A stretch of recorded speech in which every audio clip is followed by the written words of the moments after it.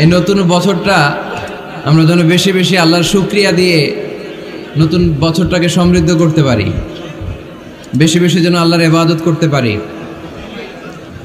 নতুন বছরে আমরা শপথ নেই আমরা যেন অন্তরে হিংসা লালন না করি, বিদ্বেষ লালন না করি, আমরা নিজেরা যেন কাদা ছোড়াছুরি না করি, আমরা যেন মিলেমিশে একসাথে একাকার হয়ে যাই। আল্লাহ তুমি কবুল করো, আমরা পড়ি আমিন। 60টা জিনিস মানুষ মরে যাওয়ার পরে তার কবরে পৌঁছতে থাকে। ইন্না মিম্মা ইয়ালহাকুল মুমিন মিন হাসানাতিহি বা'দা মাউতিহি, মানুষ মরে যাওয়ার পরেও যে 60টা জিনিস তার কবরে পৌঁছায় তার মধ্যে একটা হচ্ছে মসজিদান বানাহু, সে যে মসজিদ বানিয়ে গিয়েছে ওই মসজিদের সওয়াব। সুবহানাল্লাহ পড়েন। আপনি টাকা দিয়ে মসজিদ বানিয়ে দিলেন, ওই মসজিদে মুসল্লিরা নামাজ পড়ে, রোজাদাররা এসে ওখানে ইফতার খায়, তাহাজ্জুদ আদায়কারীরা তাহাজ্জুদ পড়ে, তাদের সওয়াবের কমতি হবে না, কিন্তু তাদের সওয়াবের একটা পার্সেন্টেজ সওয়াব যে ব্যক্তি মসজিদ বানালো তার আমলনামায় আল্লাহ ঢুকিয়ে দেয়। সুবহানাল্লাহ বলতে পারলেন না? হে নামাজি আমার ঘরে নামাজ পড়ো আজ, দিল মে তোমার চরণ তলে হৃদয় যায় নামাজ। হে নামাজি আমার ঘরে নামাজ পড়ো আজ, দিল মে তোমার চরণ তলে হৃদয় যায় নামাজ। পড়েন আল্লাহু আকবার। কি সুন্দর লিখেছেন কাজী নজরুল ইসলাম। কাজী নজরুল ইসলাম খুব সুন্দর করে বলেছেন, মসজিদেরই পাশে আমায় কবর দিও ভাই, ঠিক কিনা? মসজিদেরই পাশে আমায় কবর দিও ভাই, যেন গোরে হতে মুয়াজ্জিনের আযান শুনতে পাই। আমার গোরের পাশে দিয়ে ভাই নামাজিরা যাবে, পবিত্র সেই পায়ের ধ্বনি এ বান্দা শুনতে পাবে। গোরা যাব হতে গুনাহগার পাইবে রেহাই, মসজিদেরই পাশে আমায় কবর দিও ভাই। কত মানুষ নামাজি ভাই মসজিদাঙ্গিহীনাতে, আল্লাহর নামের জিকির করে লুকিয়ে গভীর রাতে।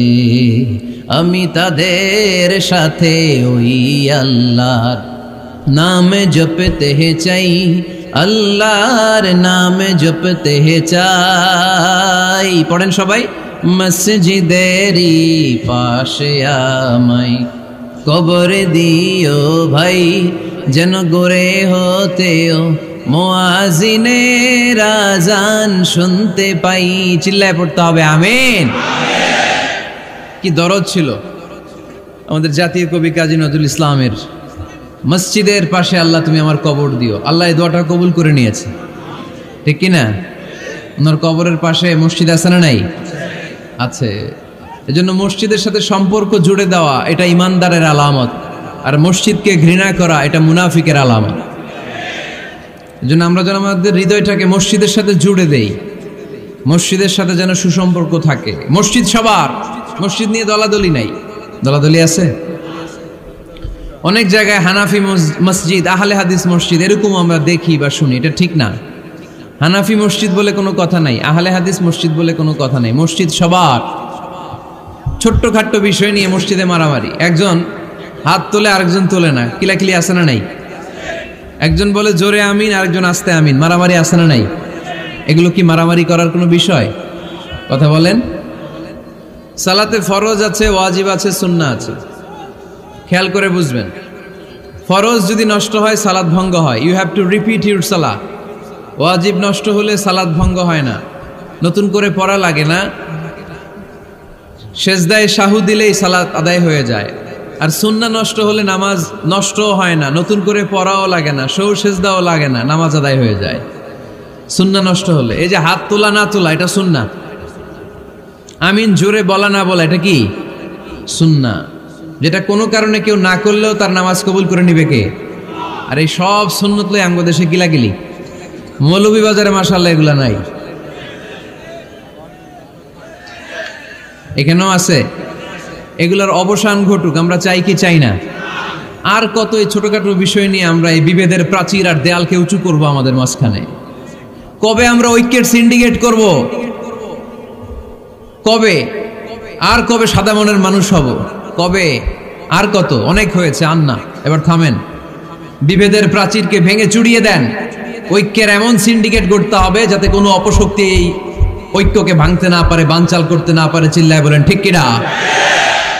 এজন্য মিউচুয়াল রেসপেক্টের দরকার, পারস্পরিক শ্রদ্ধাবোধ সব ক্ষেত্রে, রাজনীতিতে, সামাজিক অ্যাক্টিভিটিসে আমাদের আলেম ওলামাদের মধ্যে পারস্পরিক শ্রদ্ধাবোধের দরকার, মিউচুয়াল রেসপেক্ট। কেউ কাউরে রেসপেক্ট করে না, আমি যেটা বুঝছি এটাই সব, বাকি সব হারাম, এরকম বলে না অনেকে?